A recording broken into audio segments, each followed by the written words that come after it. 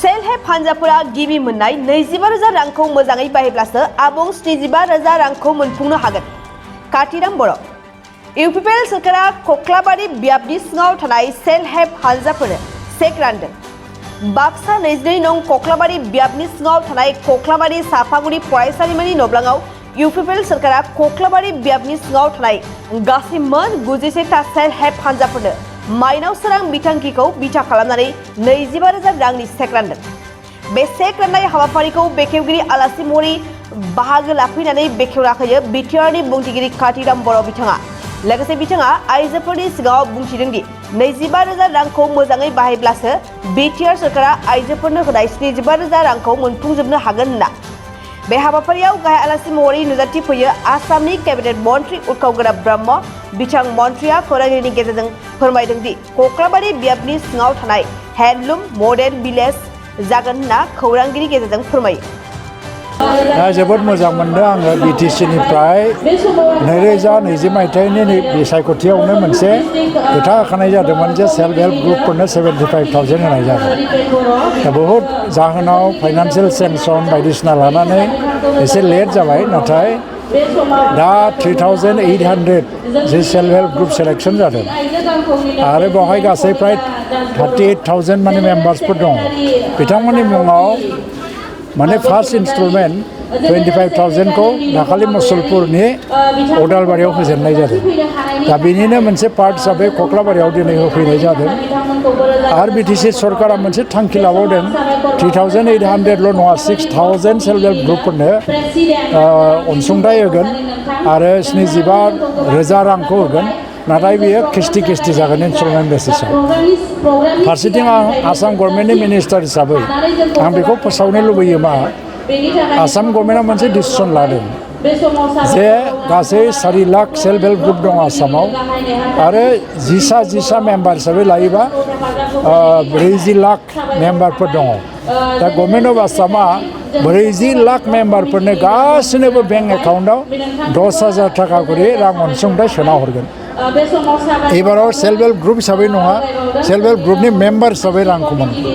नाथाय बिथांमोना प्रथमाव 1,000 मोनग्रोगोन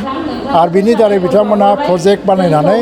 गभर्नमेन्टनो साबमिट खालामनांगौ जे 10,000 फैसाजों आं मा मावनो नागिरदों। दा बे हिसाबै डाइरेक्ट डिबिटि जगाव खुनु मिडिलमेन गैया, बेंक एकाउन्टआव थ्रोब हाबहैनाय जागोन। दा सेल्फ हेल्प ग्रुपखौ गोहोगोरा खालामनानै गामिनि रांखान्थिखौ जौगाखांनायनि थाखाय जोङो हाबाफारि लादों। आरो मोनसे गोजोनथावना बाथ्राया मा जाहैबाय, बावहाय कक्लाबारियाव गासै आसामावनो हेन्डलुम मडेल भिलेजआ गोबां गैया, मोनसे मोननैल' दङ। नाथाय आं मिनिस्टार जानायनि उनाव मोनसे प्रप'जेल लाबोनानै कक्लाबारियाव हेन्डलुम मडेल भिलेज गायसननायनि थांखि जाबाय आरो बाजेटआव 3 कौटिनिफ्राय बांसिन प्राय माने 4 कौटिफ्राम फैसा बिनि थाखाय जों हमनाय जाबाय आरो बेखौ जोङो 1-1.5 मासनि गेजेरावनो बेखेवहैसिगोन। आरो बे हेन्डलुम मडेल भिलेजनि दारै गासै 600 सि दाग्रा आइजोफ्रा गुबुन गुबुन हारि माहारिनि लाब जागोन। बिथांमोननो थाथसाल, खुन्दुं आरो ट्रेनिं बायदिसिना होनायनि अनगायैबो बिथांमोननि दिहुननाय जि जोमफोरखौ मार्केट होनायनि खामानि मावगोन आरो बियो मोनसे एभारलास्टिं बोसोरे जोंनि सि दाग्राफोरखौ मदद होलांनायनि मोनसे आसनि बियो। दा बे बिराद गिदिर मोनसे एचिभमेन्ट बिटिसिआव। आरो बिटिसिनि 4-4-5 डिस्ट्रिक्टआव मोनसेबो जायगायाव मडेल भिलेज गैया। दा बेवहाय बे प्रथम जानो थांगासिनो दङ। बिदिनो जोबोद जौगाखांनायनि हाबाफारि लादों। लोगोसेयैनो जों बेखार लाइमोन सेंग्रा सिख्लाफोरनो आसाम गभर्नमेन्टआ दा 2 लाख करि लन होनायनि बाथ्रा आरो लनावबो जिखिनि प्रिमियाम बेखौ गभर्नमेन्ट अफ आसामनिफ्राय बाननायनि बाथ्रा फैदों आरो इन्टारेस्टखौ खम रेटआव इन्टारेस्टखौ लानाय जागोन। दा बिनि दारैनो जाहाथे गावनि आथिङाव गसंथानो हानाय जायो, बेनि हाबाफारिफोरखौ लादों। दिनैनि जे सेल्फ हेल्प ग्रुपनि चेक राननाय हाबाफारि आं बेखौ जोबोद गोजोननाय मोनदों। आरो बेवहाय सेल्फ हेल्प ग्रुपनि आइजोफ्रा दिनै माबा नङा माबा मावनो थांखिजों फैदों। सोरबा अमा फिसिदों, सोरबा सि दादों, सोरबा मैगं थाइगं आबाद मावदों। दा बिथांमोननि हाबाफारिफ्रा जाफुंसार जाथों।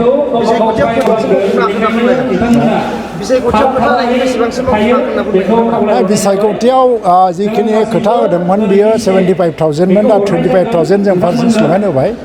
लोगोसेयैनो दा बिटिसि ओनसोलाव फ्राय 600 गंसे स्कुलफोरखौ रिपेयारिं खालामबाय बिटिसिआ बेनि उनावहाय गोबां आसनिनि सिङाव लामा थामा बानायनाय जाबाय ब्रिज बानायनाय जाबाय आरो कलेजफोरनि अनसुंथाइ होनाय जाबाय फारसेथिं जे सिमा बारायनायनि हाबाफारि बेयो जोबोद गोख्रै खारगासिनो दङ बिटिसिआव 60सा MCLA बानायनायनि जे मोनसे थांखिमोन बे आंनि बिफान वेलफेयार अफ बडलेण्ड डिपार्टमेन्टआ बेखौ माने मावफुंगासिनो दङ आरो बे लासै लासै पार्लियामेन्टआव एक्ट अफ पार्लियामेन्ट जानाय लोगो लोगोनो 60 सोद्रोमानि जे काउन्सिल बेखौ दानायनि हाबाफारिया जाफुंगोन आरो 60 सोद्रोमा माने जोङो कनस्टिटुवेन्सि बारायनांगोन लोगो लोगो सिमा बारायनायनि हाबाया लोगोसेनो जाफानांगोन आं सानो सिमा बारायनायनि गासै हाबाफारिफ्रा 2025 मायथाइयाव काउन्सिलनि जि इलेक्सन जानो थांगासिनो दङ बेनि बहुद सिगांनो जाफुंगोन होननानै आं सानो लोगोसेयैनो NDFBनि केडारफोरनो रिहेबिलिटेसन आरो एक्स ग्रेसिया बेफोर गासैबो फ्राय दिनैहाय माने फ्राय 60%नि बारा जाफुंगासिनो दं माखासेखौ जों मावगासिनो दं टेकनिकेल माखासे असुबिदा मोनसे गोरोबथाखौ जाफुंहोनो थाखाय बहुत बोसोर नांगौ नाथाय जोंनिफ्राय दिनै रायजो राजाफ्रा 2 बोसोरावनो मावफुंजोबनांगौ होननानै दाबि खालामदों बे असम्भब 2 बोसोराव खुनु गभर्नमेन्टआ मावफुंनो हाया आसाम सुक्ति जादोंमोन 1985 मायथाइयाव खिन्थु दिनै 2023 मायथाइसिमाव बेसेबां बोसोर थांखो बे बोसोराव दिनै आसाम सुक्तिया मावफुंजोबनो हायाखै नाथाय जों जेसेबां हायो गोख्रै मावनो नाजादों एक्स ग्रेसियाखौबो होनो नागिरदों आरो जेसेबां सेन्ट्रेल गभर्नमेन्टनि जि एक्ट अफ पार्लियामेन्टआव पास जानो गोनां 4-5 जि बिथां माने आयदा दङ बियो हयतोबा बे लकसभा इलेक्सननि आगोलनो गासिबो क्लियार जाजोबगोन माखासे सेल्फ हेल्प ग्रुपफोरा मोननो हायाखै बिथांमोनखौ माबा मोनसे खावलायगोन नामा बियो आरो सेलेक्सन जाबोगासिनो दङ 3,800 सेल्फ हेल्प ग्रुपखौ प्रथम टारगेट हिसाबै लानाय जादों दा टटेल 6,000 लानाय जागोन बेहाय गासिबो हाबजोबगोन आरो सोरबा थालाङोबा बिथांमोना साननांगौ गैया दुखु जानांगौ गैया बिथांमोनखौ आरो आलादा मोनसे हाबाफारिजों बिथांमोननो मदद होनाय जागोन 22 नं कक्लाबारि समस्तियाव गासै मोन 91टा 91टा सेल्फ हेल्प ग्रुपनो जों होनाय जादों आसा खालामो बिनि उनाव जों जिहेतु मास मोननै मोनथामसोनि गेजेराव फिन बिटिसि सरकारनिफ्रायनो बे एखे हाबाफारिखौनो जिहेतु लाबोफिननाय जादों दा बेयाव गासै 6,000 जों खालामनो नागिरदों दा 6,000 खालामोबाथाय निस्सय आंनि कक्लाबारि समस्तिखौ नैबे मास मोनथाम मोनब्रैनि गेजेराव फोजोबनो हागोन होननानै आं सानो आरो नाथाय गोबां सेल्फ हेल्प ग्रुपफोरा बे रांखौ मोननानै मोजां खामानियाव जुदि बाहायनायखौ नुलांगोन बिदि जागोन खोमा होनना सानखानानैनो जों सरकारनिफ्राय मोनसे गाइडलाइन फोसावनानै होनो नागिरदों आरो बे गाइडलाइन मथे बिथांमोना दिनैनि जिखिनि मोननाय फैसा बे फैसाखौ बिथांमोना गाइडलाइन मथे मावनानै होगोन आरो बा मावनांगौ जागोन आरो बिटिसिआव गोबां सेल्फ हेल्प ग्रुप दंमोन 40,000निबो बांसिन थारैनो बेखौ 5 बोसोरनि गेजेराव मावफुंनो हागोन ना फोरमायगोन बियोथ' गोब्राब 5 बोसोरनि 17 बोसोरावनो BPFआ मावनानै होलांनो हायासै जों 5 बोसोरावनो गासैबो सेल्फ हेल्प ग्रुपनो गासैबो अनसुंथाइखौ होनो हागोन बियो एसेबां सम्भाबना नङाबाबो जोंनि इउ.प सरकारनिफ्राय मानगोनां प्रमद बर' दैदेननाय जि सरकार बे सरकारनिफ्राय जोङो 5 बोसोरनि गेजेरावनो जों नाजागोन नाथाय हाफुंनाया उननि बाथ्रा जाहैसिगोन आरो नोंथांमोना नेथ'नांगोन सेल्फ हेल्प ग्रुपफोरनिसिम मा खावलायहरगोन बिथांमोननि दिनै चेक होनायनि गेजेरजों थारैनो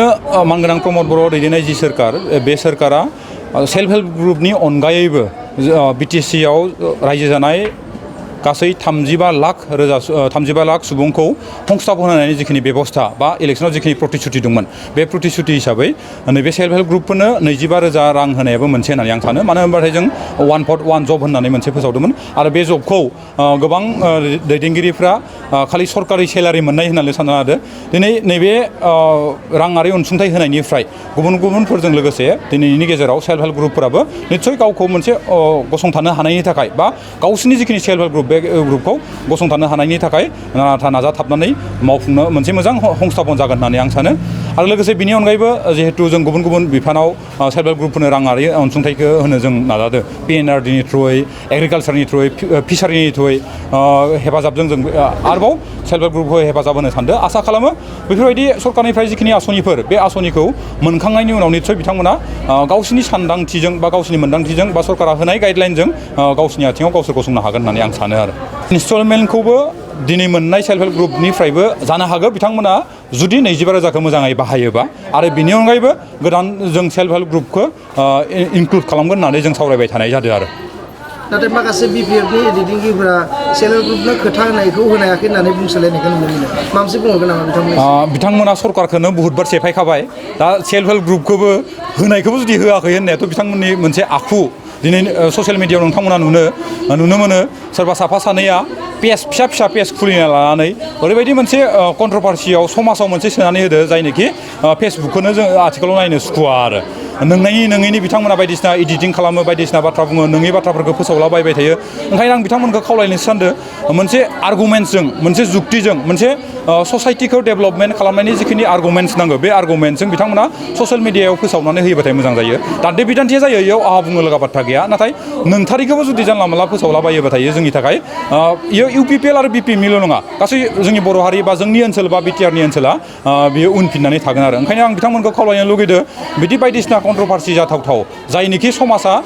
आवगायनायाव हेंथा होयो बेफोरबायदि थासारिफोरखौ जाहाथे बिथांमोना सृष्टि खालामा बेखौ आं बिथांमोनखौ